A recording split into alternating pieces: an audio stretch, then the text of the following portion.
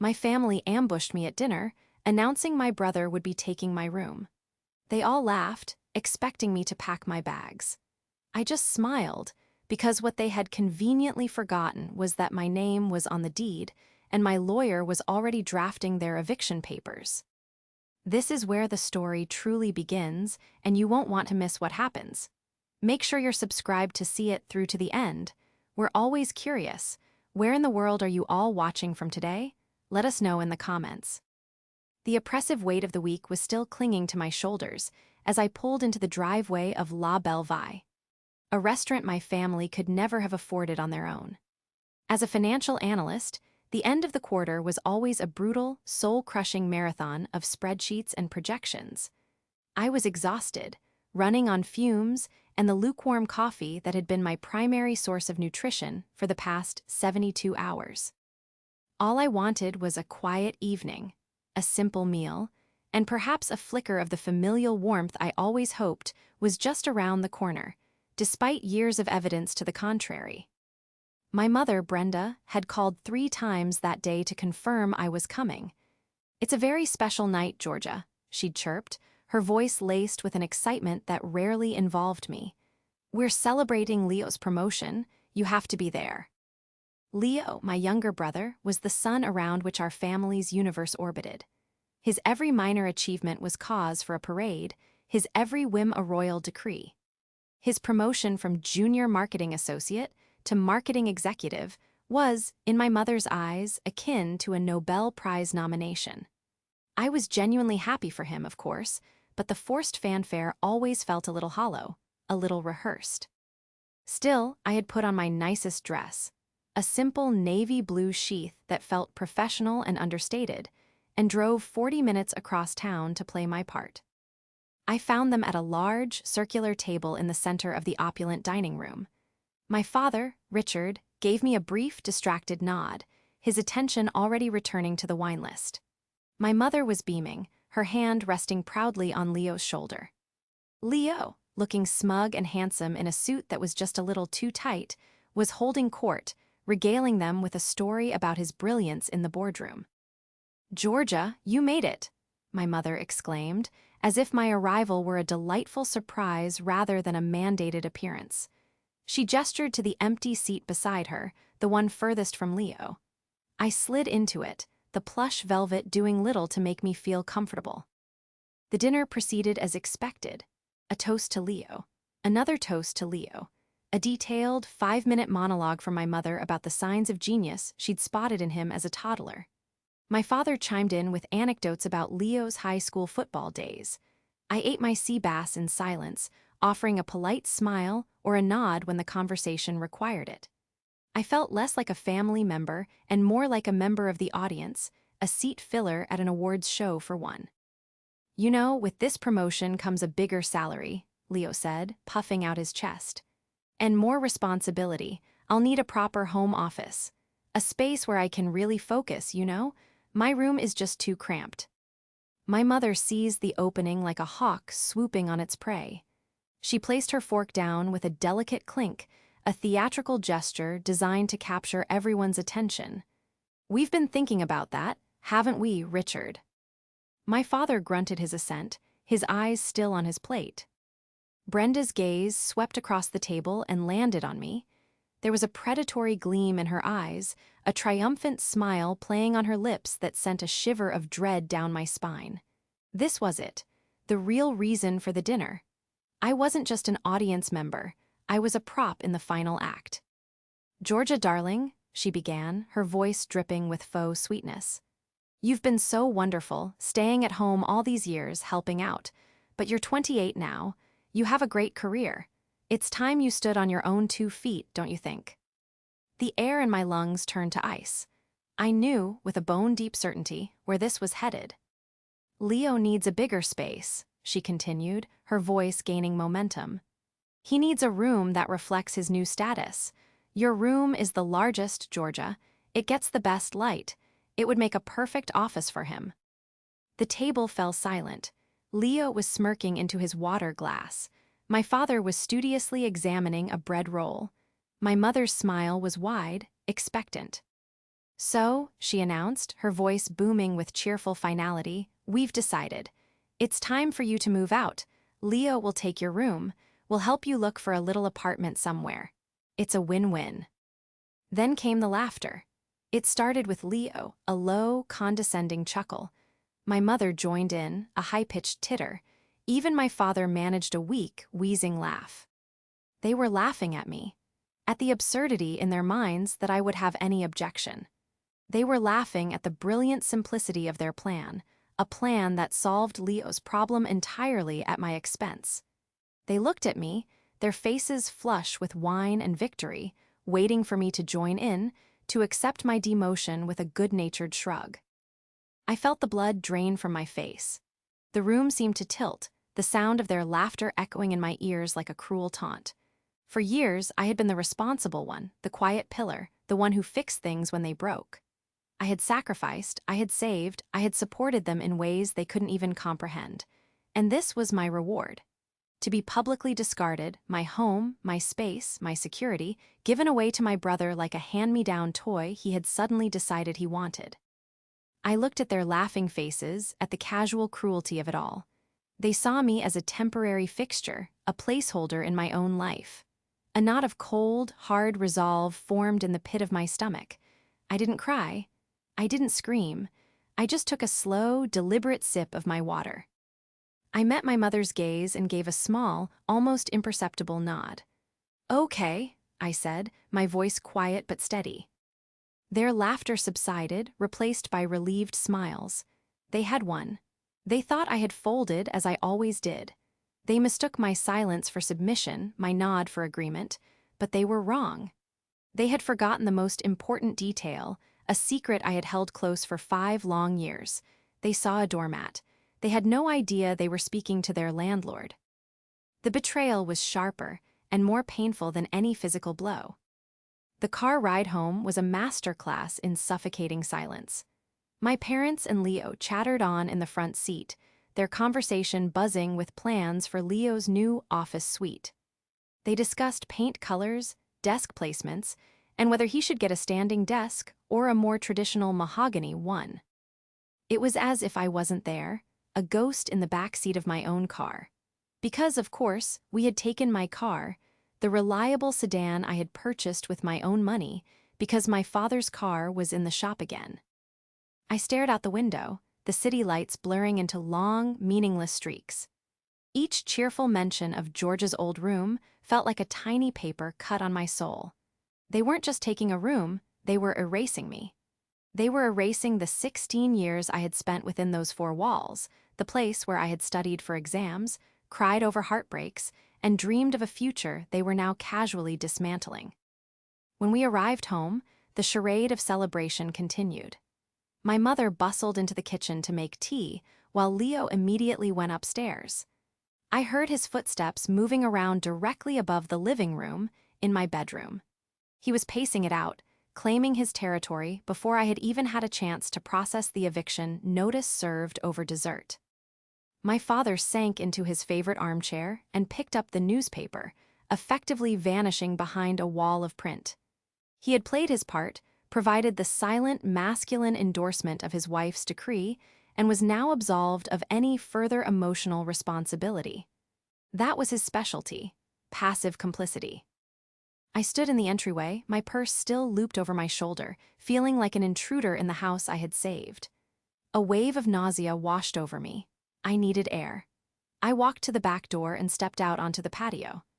The night air was cool and crisp, a welcome relief from the stuffy atmosphere inside. I leaned against the railing, listening to the distant hum of the highway, and tried to regulate my breathing. This wasn't just about a room.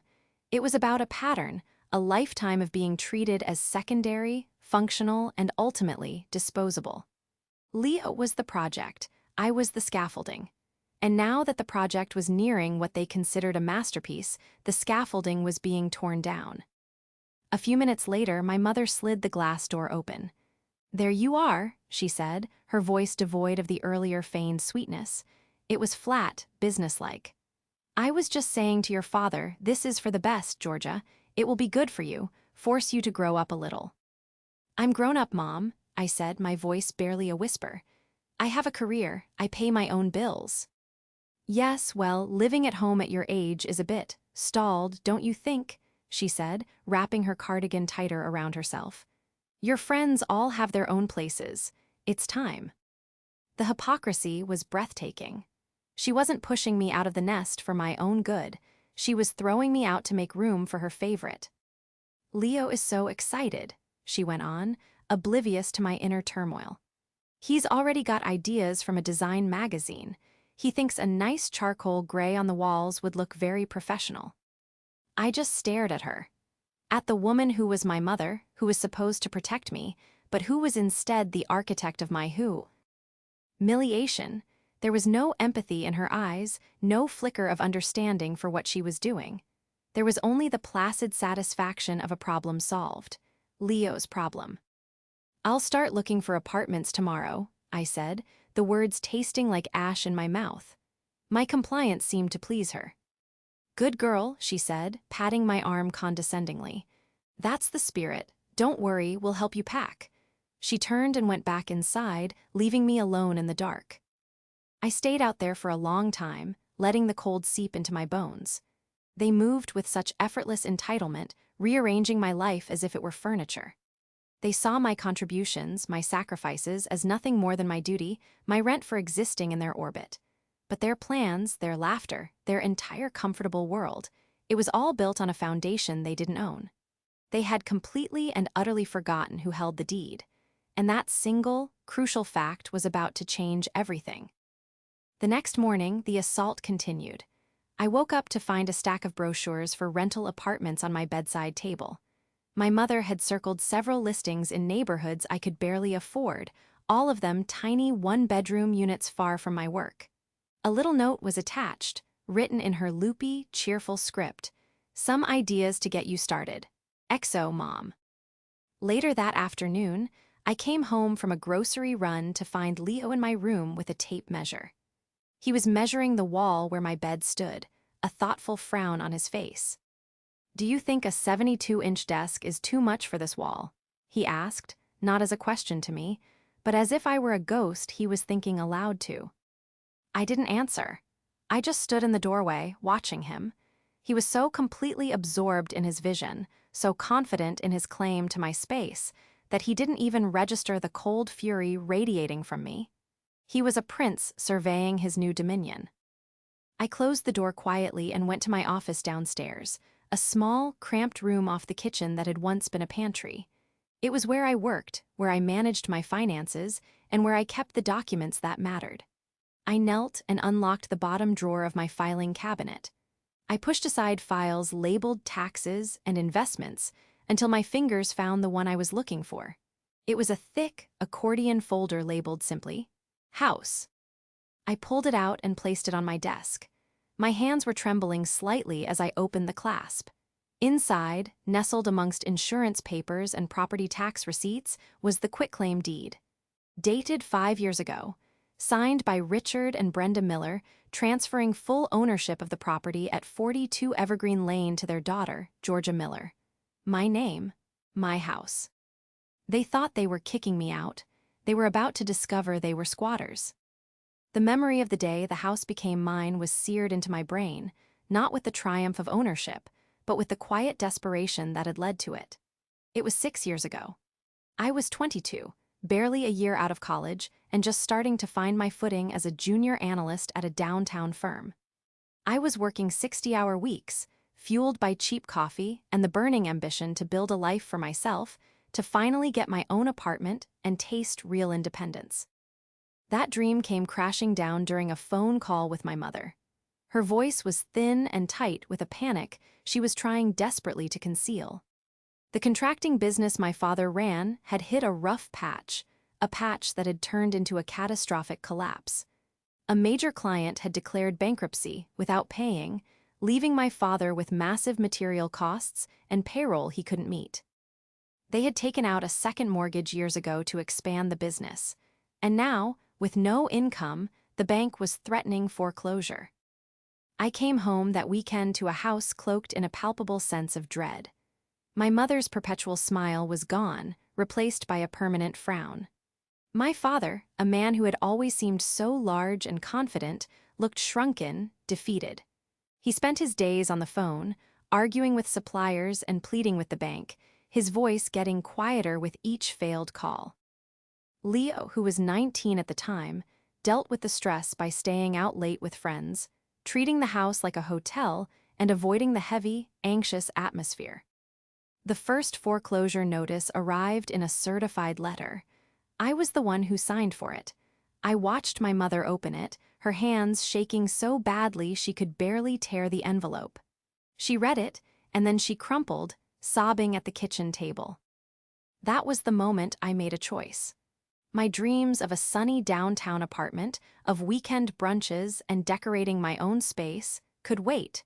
My family was about to lose everything. I sat down with my parents that night with my laptop and all my bank statements. I walked them through my salary, my savings, and my own meticulously planned budget. "I can help," I told them. I laid out a plan. I would move my savings into their account to cover the immediate arrears. I would take over the monthly mortgage payments. I would set up a payment plan with the utility companies. My entire salary, minus the bare minimum I needed for gas and personal expenses, would go toward keeping them afloat. My mother cried with relief, hugging me so tightly I could barely breathe. My father, his pride wounded but his desperation greater, just nodded, unable to meet my eyes. "Just until I get back on my feet," he mumbled. Getting back on his feet took years. The business never recovered. He eventually took a job as a foreman for another company, earning a fraction of what he used to, and I kept paying. I paid the mortgage. I paid the property taxes. I paid for the new water heater when the old one burst. I paid for my mother's dental surgery. I paid for Leo's car insurance. My name became a permanent fixture on every bill. About a year into this arrangement, I realized the precariousness of my situation. I was pouring my entire financial future into an asset that wasn't legally mine. If anything happened to my parents, the house, along with my investment, would be tied up in probate. And with Leo as the favored child, I had no doubt who they would have willed it to. I sought advice from a pro bono legal clinic. A kind, elderly lawyer listened to my story and told me, in no uncertain terms, that I needed to protect myself. He suggested a quitclaim deed. It was the simplest way to transfer ownership. Broaching the subject with my parents was one of the hardest things I've ever done. My mother was instantly defensive. "It's like you don't trust us, Georgia," she'd said, her voice sharp with indignation. "It's not about trust," I explained calmly, repeating the lawyer's words. "It's a formality, for the bank, for tax purposes. It makes things cleaner since I'm the one making all the payments. Nothing will change. It will still be our home." It took weeks of gentle persuasion. My father, ever practical when it came to legal matters, finally saw the logic. He convinced my mother. We went to a notary's office one Tuesday afternoon. They signed the papers with grim faces. My mother didn't speak to me for 3 days after. To them, it was a humiliating piece of paperwork, a symbol of their failure. To me, it was a shield. Over the next 5 years, life settled into a new normal. I received promotions at work, my salary grew, and the financial burden eased. But the family dynamic had crystallized. I was the provider, the reliable, invisible engine that kept the household running. Leo, meanwhile, graduated college and drifted through a series of cool jobs with little responsibility, all while being praised for his potential. My parents, freed from the crushing weight of debt, seemed to develop a selective amnesia about how they'd been saved. The house was once again their house. My role as its savior was conveniently forgotten, and I was relegated back to the role of the permanent, dutiful daughter living under their roof. Now, as I looked at the deed in my hands, their behavior at the restaurant made a new, horrifying kind of sense. They hadn't just forgotten my sacrifice, they had consciously erased it. In their minds, my ownership was a temporary legal fiction, a detail that could be ignored now that it was inconvenient. They truly believed they had the right to give my room, in my house, to my brother. They saw Leo as the future, the rising star who deserved the best. I was just the past, a debt that had been paid and could now be dismissed. The polished, disingenuous smiles, the vague talk of my future, my mother's pointed comments, it was all a performance to manage their own guilt while they took what they wanted. Leo, with his smirking sense of privilege, was the perfect beneficiary of their delusion. He had never had to sacrifice anything, and he had learned from them that he never would. He was the golden child, and he was about to get his golden office, built upon the foundation of my life's work. The turning point didn't come with a crash of thunder, but with the soft, insidious sound of cardboard scraping against a wood floor. It was Saturday, 2 days after the dinner. I was working in my small office, trying to distract myself with complex financial models, when I heard the noises from the hallway upstairs. A soft thump, a scraping sound, a murmur of voices, my mother and Leo. A cold dread coiled in my stomach. I muted my conference call and crept up the stairs. The door to my bedroom was slightly ajar. I peered through the crack. What I saw sent a jolt of pure, unadulterated rage through me. My mother was holding a black trash bag, stuffing my old high school track trophies into it. Leo was taking books off my bookshelf and piling them haphazardly into a cardboard box labeled George's junk. They weren't just planning to kick me out. They were starting without me. They were treating my possessions, the artifacts of my life, as clutter to be cleared away. "Just put it all in boxes," my mother was saying. "She can sort through it when she finds a place. We need to get this room cleared out so the painters can come in on Monday." Monday? They had scheduled painters for Monday. The audacity of it, the sheer, breathtaking disrespect, snapped something inside me. The part of me that had always sought peace, that had always swallowed my hurt for the sake of family harmony, simply vanished. It was replaced by a cold, clear resolve. I was no longer a victim. I was the owner of the property, and my tenants were out of control. I backed away from the door before they could see me, my heart pounding a furious rhythm against my ribs. I went back to my office, but not to work. I pulled out the file folder labeled house. I took out the deed and stared at my name, printed in clear, unambiguous letters. Georgia Miller. This was my home, my castle, and it was time to fortify the walls. My first call was to a man named Arthur Vance. He was a partner at a well-respected law firm downtown, specializing in real estate and property law. I had been referred to him by a senior vice president at my company. "Mr. Vance," I said, my voice surprisingly steady. "My name is Georgia Miller. I own a property, and the current occupants, who happen to be my family, are refusing to acknowledge my ownership and are attempting to remove me from my own room. I need to understand the legal process for eviction in this state." There was a moment of silence on the other end of the line. "Well, Ms. Miller," he finally said, his voice calm and professional, "that is certainly a unique situation. Let's talk it through." For the next hour, Arthur became my strategist. He was methodical, direct, and entirely unsentimental. He confirmed what I already knew. The signed and recorded quitclaim deed was ironclad. The house was mine, and mine alone.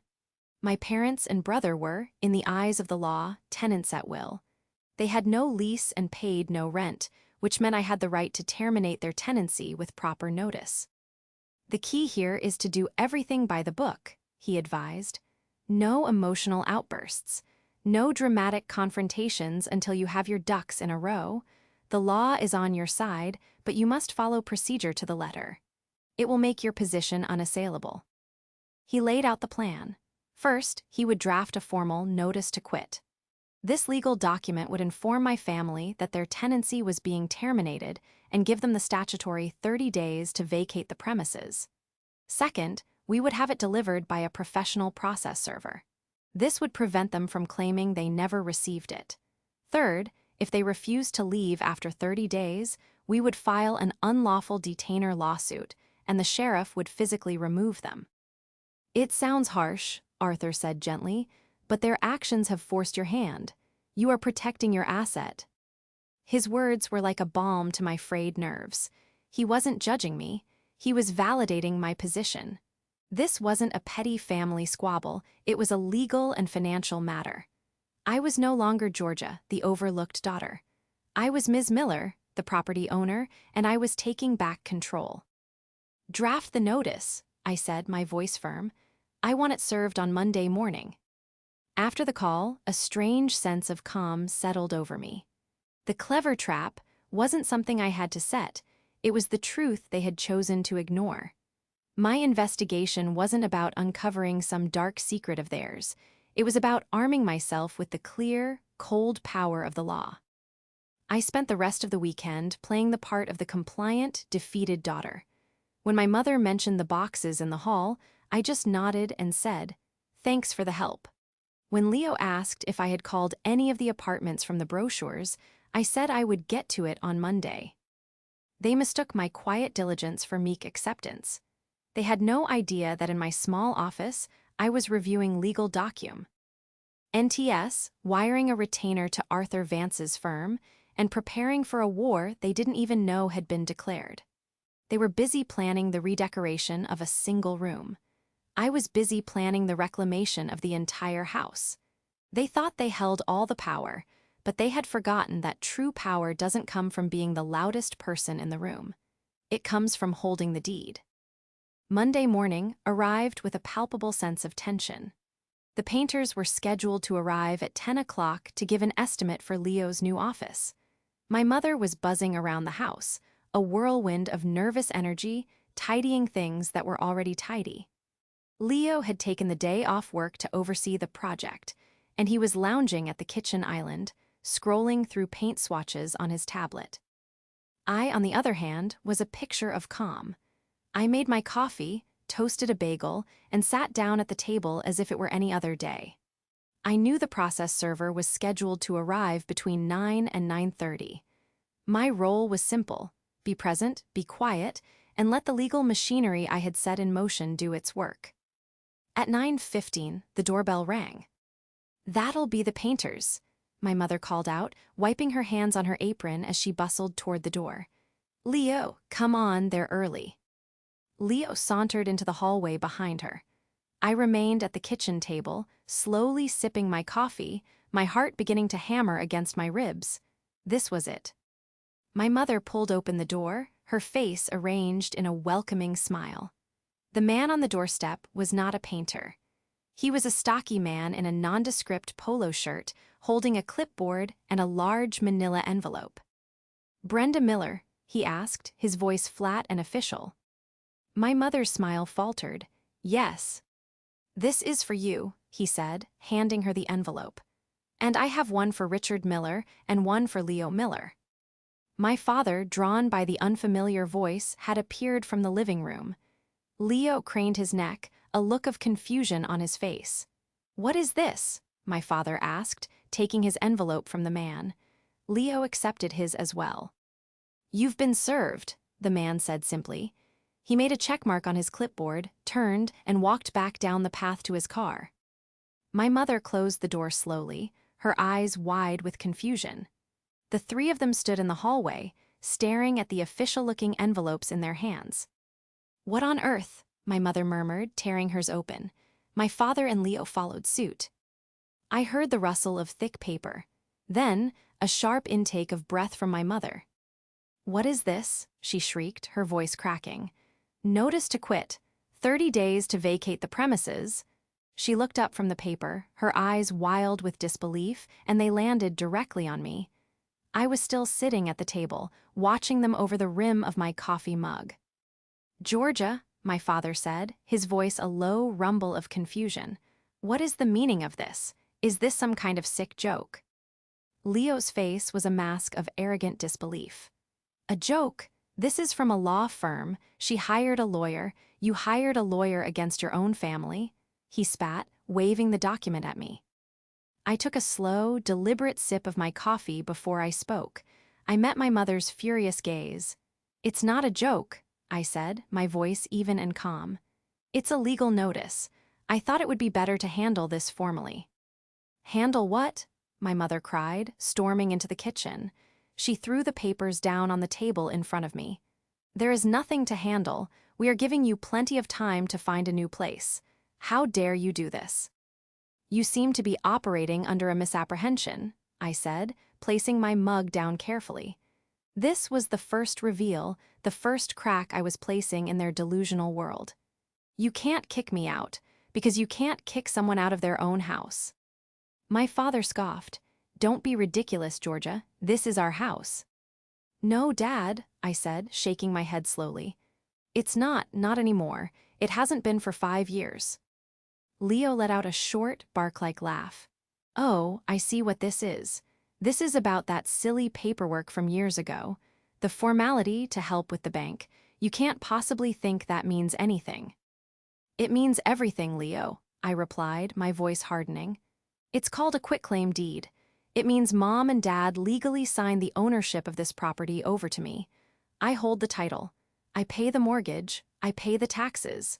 This house, I said, gesturing around the kitchen, is my asset, and you 3 are my tenants. The color drained from my mother's face.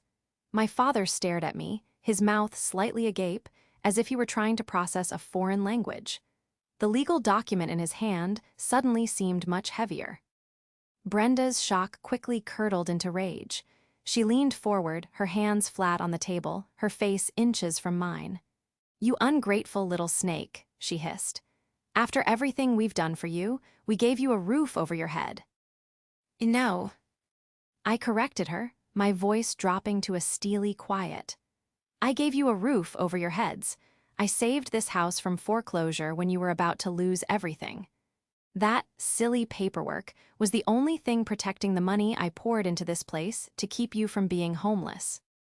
Leo's smirk had vanished, replaced by a sneer. So what, you're going to throw your own family out on the street? Over a bedroom? That's pathetic, even for you. You're not being thrown out over a bedroom, Leo, I said, standing up to face them. You're being asked to leave because you have shown me, in no uncertain terms, that you have 0 respect for me or for what I have done. You treated me like a servant and an obstacle. You decided my home was yours to reallocate as you saw fit. You are not being evicted. Your tenancy is being terminated. The doorbell rang again. It was the painters. My mother just stared at it, speechless. The world she had so carefully constructed, where she was the benevolent matriarch and I was the dutiful child, had been shattered by a single, undeniable fact. Her threats, her anger, her theatrical indignation, they were useless. She was shouting at her landlord, and her lease was up. The week that followed the serving of the notice was a cold war fought within the walls of my own home. My family reacted not with introspection or regret, but with a desperate, clumsy escalation of tactics. They swung wildly between emotional blackmail and outright denial, refusing to accept the new reality. My mother's strategy was to try and weaponize guilt. She would corner me in the hallway, her eyes welling with crocodile tears.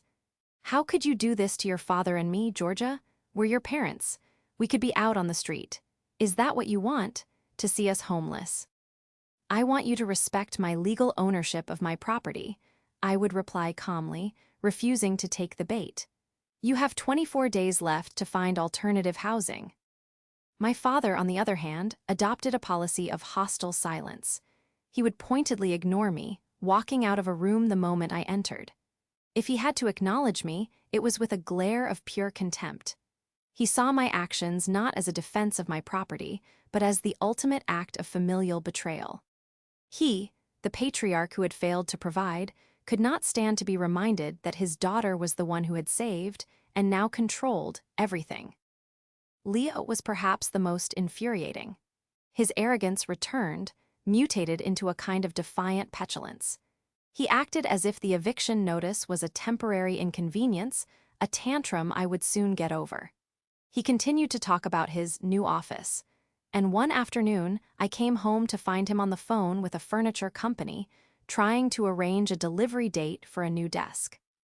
They can deliver it on the 20th, he announced to the room at large. That should give Georgia plenty of time to clear out her stuff. I walked over, took the phone from his hand, and canceled the order. You will not be moving any new furniture into my house, Leo, I said, my voice dangerously low. You seem to be confused. You are leaving. You are not redecorating." His face flushed with anger, but for the first time, a flicker of genuine fear appeared in his eyes. The reality was starting to penetrate his thick skull. The case I was building with my lawyer, Arthur, wasn't just about the eviction anymore. It became about preparing for their next move. Arthur warned me that they might try to contest the deed, claiming they signed it under duress. "This is where your diligence becomes your shield," he told me during a call. "Do you have records of the mortgage payments you've made?" "I have every single one," I said. "Property tax receipts. In a file organized by year. Major repairs, the water heater you mentioned, the roof repairs from 2 years ago. I have the invoices and the canceled checks for all of it." That evening, I did something I hadn't intended to do. I was sorting through old bank statements for Arthur when I overheard my parents in the living room. They were speaking in low, urgent whispers, thinking I was out. "There has to be a way," my mother was saying. "We can't just leave. This is our home, we could sell it, we could get a great price in this market." My blood ran cold. My father's voice was weary. "Brenda, she holds the title, we have no legal claim." "Don't be so sure," she shot back. "I was talking to Martha down the street. Her son is a lawyer. He said we could argue we were misled, that she took advantage of us when we were vulnerable. We could get the house back, Richard, sell it, split the money, and be done with her. Leo could get a down payment for a condo." There it was, the final, shocking confirmation of their intentions. It wasn't just about a room. It wasn't even just about having a place to live. It was about liquidating my asset, the home I had worked tirelessly to save and maintain, and cutting me out of the picture entirely. They wanted to cash in on my years of sacrifice and use the profits to further bankroll their golden child. That was the last piece of proof I needed. My lingering, microscopic shred of doubt about whether I was doing the right thing evaporated in that instant. The next evening, I called a family meeting. I told them to be in the living room at 7 o'clock. No excuses. They gathered reluctantly, sitting opposite me on the sofa, a united front of simmering resentment. I remained standing. "I know this has been a difficult time," I began, my voice devoid of emotion. "And I know you feel this is unfair. So I want to present you with some information, just so we are all perfectly clear on the facts." I placed a thick binder on the coffee table between us. I had spent the previous night compiling it. "This," I said, tapping the cover, "is a complete financial history of this house for the past 6 years." I opened it to the first page.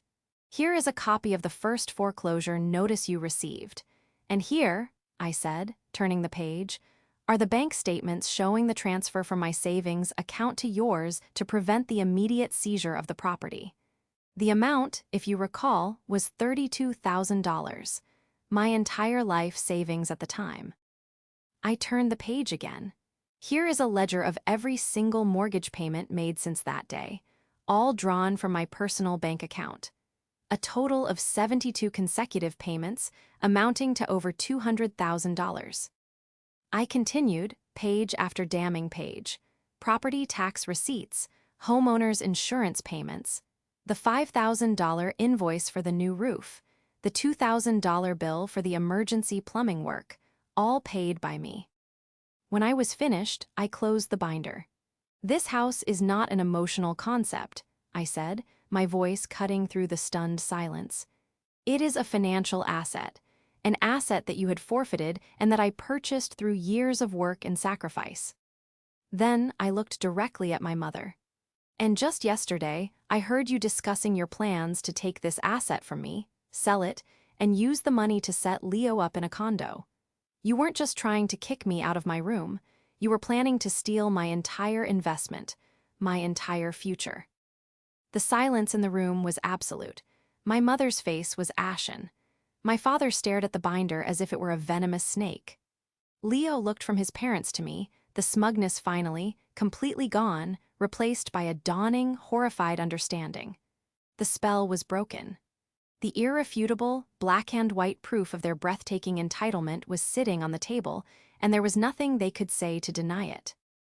The final showdown didn't happen with shouting or tears. It happened with the quiet, mundane rumble of a moving truck. The 30-day notice period was set to expire on a Friday. On the Wednesday of that final week, I came home from work to find a large, yellow rental truck parked in the driveway. My father and Leo were on the front lawn, arguing over how to best use a dolly to move the heavy, antique sideboard from the dining room. My mother was directing the operation from the porch, a clipboard in hand, looking stressed but determined. They had clearly decided to wait until the last possible moment, perhaps holding out hope that I would cave. When they saw my car pull in, they all froze. The argument stopped. My mother's face hardened. This was their final act of defiance. They were moving, yes, but on their own terms, portraying themselves as the victims of my cold-hearted, legalistic maneuvering. They were creating a public spectacle for the neighbors, a visual tableau of a poor, displaced family being forced from their home. I parked my car on the street, got out, and walked calmly up the driveway. I didn't say a word to them. I walked past the truck, past the scattered boxes on the lawn, and went into the house. I could feel their eyes on my back. I went straight to my office and made a phone call. Then, I went to the kitchen, poured myself a glass of iced water, and waited. 5 minutes later, Leo stormed into the house. "What do you think you're doing?" he demanded. "Just going to walk past us like we don't exist. We're out here breaking our backs because of you."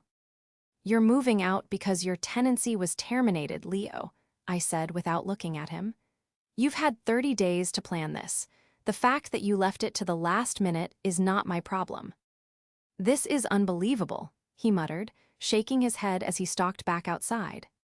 Another 10 minutes passed. Then I saw it. A sleek, black town car pulled up to the curb behind the moving truck.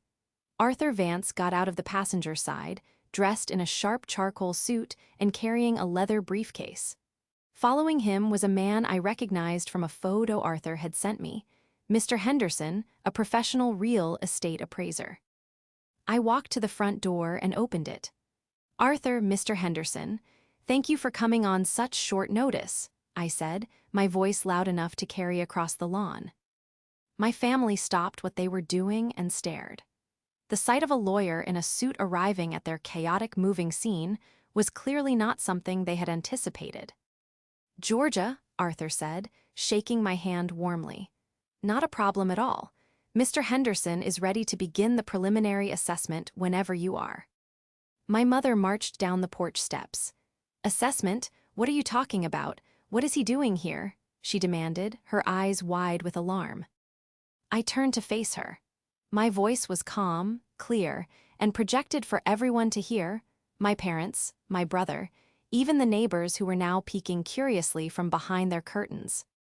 "Well, Mom, since you, Dad, and Leo are finally vacating the premises, I'm moving forward with the next phase of my financial plan," I explained in a pleasant, conversational tone. "First, Mr. Henderson is here to conduct a full appraisal of the property. I need an updated valuation for insurance and tax purposes, of course." I paused, letting that sink in. Then I delivered the final, crushing blow. "Second, Arthur is here with some paperwork for you to sign before you leave. It's a standard rental arrears acknowledgement. I've decided not to pursue you for the 6 years of back rent you failed to pay, which, at current market rates, my accountant calculates at roughly $144,000. A collective gasp went through my family. Leo dropped the dolly, which clattered onto the concrete driveway. "However," I continued, my voice unwavering, "I do need you to sign a waiver acknowledging that you are vacating the property willingly at the termination of your tenancy, and that you forfeit any and all claims to the property or its assets. It's just a formality to make sure there are no legal complications down the line when I decide to sell the house." "Sell," my father choked out, his face pale. "You're selling the house." "Of course," I said with a breezy confidence I didn't entirely feel. Why would I want to live in a place with so many complicated memories? It makes more sense to liquidate the asset and reinvest the capital. My portfolio could use the diversification. That was the moment they finally, truly broke. The idea of me evicting them was one thing, but the idea of me calmly, strategically selling their home, the home they felt entitled to, the home they had just been planning to sell for their own gain, and turning it into pure, untouchable profit for myself was a consequence they had never, in their wildest dreams, considered. Leo stared at me, his mouth hanging open. The entitled prince, the golden child, looked utterly defeated. The grand promotion, the new office, the future his parents had promised him, it had all just evaporated on a sunny Wednesday afternoon. He looked at his parents, not with anger, but with a dawning, horrified realization of how completely they had misled him, how their arrogance and greed had led them all to this public, humiliating ruin. "But where will we go?" my mother whispered, her voice trembling. The fight was gone, replaced by a raw, pathetic panic. I looked at her, at the woman who had laughed at the thought of making me homeless. I felt a pang of something, not pity, but a deep, sorrowful finality. "I believe you have a list of apartment brochures," I said quietly. "You left them on my nightstand a few weeks ago. Perhaps you should start there." Arthur stepped forward, holding out a pen and the documents on his clipboard. My father, looking 10 years older than he had that morning, walked over like a man in a trance and signed without a word. The aftermath was not loud, but deafeningly quiet. My family finished their move in a state of stunned, silent shock. There were no more accusations, no more tears, no more desperate attempts at manipulation. There was only the grim, methodical packing of boxes and the hollow sound of footsteps echoing in empty rooms. By Friday evening, they were gone. The yellow truck rumbled away down the street, and for the first time in my life, the house was truly, completely mine. The silence they left behind was vast and peaceful. I walked through the empty rooms, my footsteps soft on the hardwood floors. I ran my hand along the wall in my bedroom, not Leo's future office. The air felt lighter. A weight I hadn't even been fully aware I was carrying had been lifted from my shoulders. It was the weight of expectation, of being perpetually secondary, of having to fight for a place in a home I had single-handedly kept standing. Their downfall was swift and undignified. Without my financial support, they were forced to confront the reality of their means. They ended up in a small, 2-bedroom apartment in a less desirable part of town, the kind of place my mother would have turned her nose up at just a month prior. The grand furniture they had insisted on taking looked comically oversized and out of place in the cramped rooms. Their social stand-in. G, which my mother had curated so carefully, took a significant hit. Word travels fast in a small community, and the story of how they were evicted by their own daughter, though the details were fuzzy to outsiders, did not paint them in a favorable light. I didn't sell the house. My announcement on the lawn had been a strategic bluff, a final, necessary move to shatter their delusions of control. This house wasn't just an asset to be liquidated, it was my home. It was the proof of my strength, the result of my sacrifice. Reclaiming it was the point. I spent the next few months making it my own. I painted the walls in colors I loved, bought new furniture that suited my taste, and turned the cramped downstairs pantry office into a beautiful reading nook. I reclaimed my space, filling the silence not with loneliness, but with peace. About 2 months after the move, I got a call from an unknown number. It was Leo. His voice was hesitant, stripped of its usual arrogance. "Georgia, it's me." "I know," I said. There was a long pause. I just wanted to say you were right," he finally managed, the words sounding foreign and difficult on his tongue. "I've been doing a lot of thinking, about everything. I never saw it, how much you were doing. They always just made it seem like you were the one who was lucky to be there. I was stupid. I'm sorry." It was the first genuine apology he had ever given me. He told me that living in the cramped apartment, watching his parents complain and struggle, had been a harsh wake-up call. He had finally seen their entitlement for what it was and his own complicity in it. "I'm getting my own place," he said. "A small studio, I don't want to be like them." It was a start. I accepted his apology, not with a promise that everything would go back to the way it was, but with an acknowledgement that something new might be possible. We began to talk, tentatively at first, building a new relationship, one based not on the toxic family hierarchy we grew up with, but on a fragile, newfound respect. I never reconciled with my parents. My mother tried to call a few times, her attempts to reconnect always circling back to her own perceived victimhood. My father never reached out at all. I realized that the relationship I had been trying to earn my whole life wasn't something I had ever truly possessed. I was mourning the loss of a family I had wanted, not the family I actually had. My justice wasn't loud or vengeful. It was the quiet, steady peace of my own home. It was the freedom to live my life without fighting for my own value. It was the calm of a Saturday morning, sitting in my sun-filled kitchen, sipping coffee from a mug that no one could take from me, in a house that was finally, unequivocally, a home. And it was more than enough.